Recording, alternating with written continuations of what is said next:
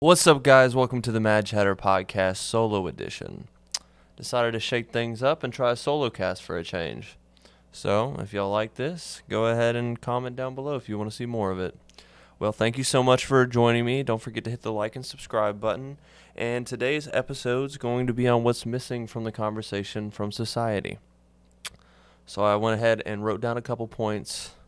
What is it that people talk about these days? I know what's relevant right now is the Johnny Depp and Amber Heard trial going on, and a lot of people are speaking about that, whether it's football, inflation, all the terrible things that are going on in the world. There doesn't seem to be a lot of positivity, and there's not many people, at least on the surface level, for sure, that speak about what's underlying our reality. So I'm going to try to get into that. So I believe that we're very overstimulated in this today's culture. Ever since the advent of the smartphone, we've been constantly berated with notifications and news articles and even before then, whenever there was TV, you could throw on the TV, you got your friends, you got your family, you got your responsibilities, what it means to be an adult, and there's rarely a moment where we could just be alone with our thoughts. And I think that that's what's missing from culture today.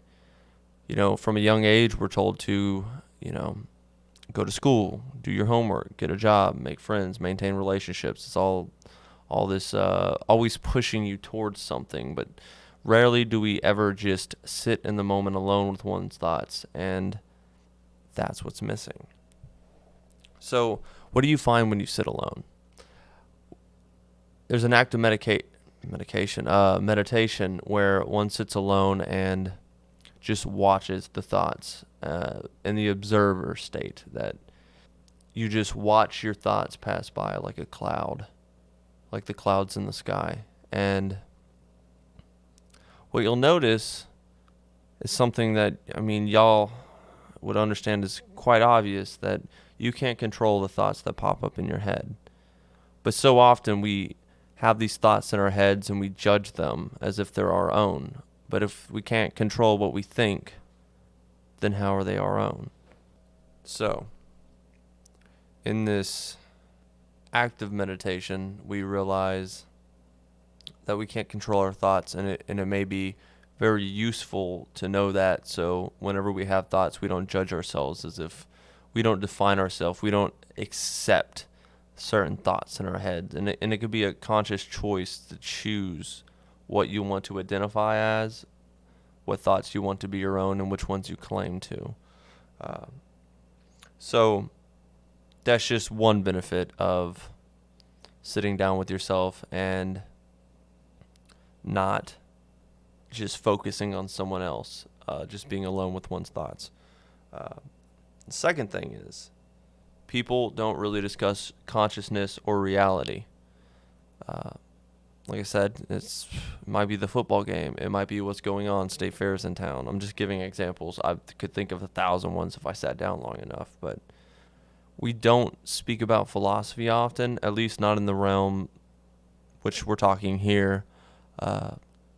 Though people do talk about politics, which is very goes hand in hand with philosophy, but it's, at least in my area, it comes from a religious point of view, being in the Bible Belt in Louisiana. So it just doesn't jive well with me, because I'm no longer religious. I am a agnostic atheist. So though I don't try to disprove that God exists, I do not believe. Now, when you lose religion, you likely will find that there is a missing puzzle piece in the equation that is life. Because if God created everything and created you, and this is your trial, this is your chance to either go to heaven or hell based on the decisions that you make, when you lose what the point of life is, the meaning of life, things can get very troubling. And I have found that out myself. So What's missing from society, and why is it missing? I would say deeper discussions about the nature of reality, questioning things that we have just accepted as normal that are quite weird if you really think about it. In culture and being raised, we just get used to things that this is just how it is. And I'm not to say something's wrong with getting used to it, but I think it would be very valuable if you took a look at things in your life. Like, how do you exist? How does anything exist? Whether there's a creator or not a creator, I mean, how baffling is it that you exist at all? To be conscious and aware of oneself. Whether or not you even have any self-control. That you are here in this moment of time. And if we back this up, I like to say that we are this tiny little being on this watery planet that orbits a ball of fire in the vast amounts of space. And as far as we know, scientists have come up, space is still expanding and getting bigger. So whatever you believe, that's the best conclusion we've got yet. We are just a tiny grain of sand in the beach of the world. Yet, feeling like we're an individual ourselves makes us feel, since we only have our consciousness that we're aware of, that we think of, we come from a very egocentric point of view. So I feel like these are the sort of discussions that are missing in today. And why are they maybe not being talked about? Well, fear, ignorance, because when you start to get to these sort of topics of life and death, death can be very, very scary, thinking about what happens after death. So that's probably one good reason. I do find myself, as someone that's very passionate about this, making realizations about time, purpose, meaning. How ultimately I'm what I consider an optimistic nihilist, which means I don't believe anything matters. I believe we create our own meaning and we destroy our own meaning. But I choose to be optimistic because I don't know why I'd be alive. If I wasn't optimistic, I would just fall into hedonism, which I already have trouble doing sometimes. So, what's missing is really the topic. What do I think's missing?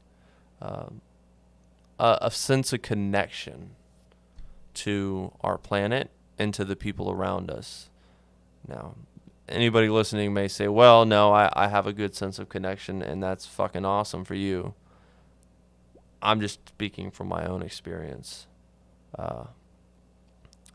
We live in cities, and there's not that much nature besides a finely manicured lawn, maybe some trees, squirrel, birds, even occasional possum or raccoon, I can't help but feeling like I got this strong desire to get back into nature. And that's something I do want to do eventually when my funds are right? What pulls you out of nature? You got to make money to survive. Apparently a city in Tennessee just passed to where now it's a felony to sleep on public property. So better not become homeless or you're going to go to jail a felon. It's going to make things a lot easier, I guess. At least you'll get some meals and a place to sleep. The fuck. And as for connection with people, I feel like a lot of people put on a happy face, go to work, they'll smile. Some people are genuinely happy, but I just feel like, at least in America and this culture that we live in, we tend to repress certain parts of ourselves or repress certain memories because it's expected not to speak about such things. It's almost like a veil over your head, just a facade that we're very used to that we don't think to question. hopefully this podcast might spur up some thoughts of your own on this topic. So hopefully, if society can just take a moment to reflect, we might be able to focus on things that I find more important than what happened, who won whatever fucking football game, whoever soccer game, and get back down to the meaningful parts of life, the grand discussion about existence. And maybe for people like me who have gone down this road and walked it alone to a certain extent can feel more welcome in the discussion. I'll try to bring this sort of stuff up to some people, and some people will entertain it, and it is fun, and life is a game meant to be played, like not a game you can win, but a dance. To the point of dancing is just to dance. So there's nothing wrong with society today, is my honest belief. But since we create our own meaning, it would be meaningful for me to help shape it, to help at least open up people's minds a little bit to think differently, act differently, and they might actually find themselves more fulfilled. If anything was my goal, it's that. So what can we do to change things? Well, we could. I don't know. Honestly, I don't know. I don't know how to change things.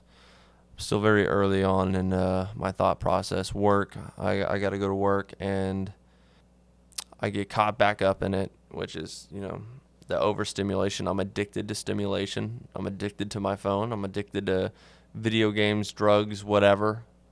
I'm addicted like a motherfucker.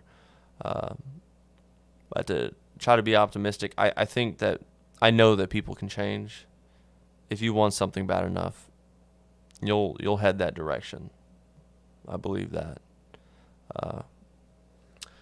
But just trying out this podcast format. It's not going to be a long episode. I mean, if you watched it this far, you already know that. But yeah, I just wanted to get my thoughts out for a change, just in a open single, not an open dialogue, but it's just a single dialogue of my thoughts, and curious to hear what y'all think about them, though I got a feeling it's very unorganized. I hope to get better with this. But thank you for watching. Thank you for listening. And I hope to see you on next week's episode of the Mad Chatter Podcast. Love you all.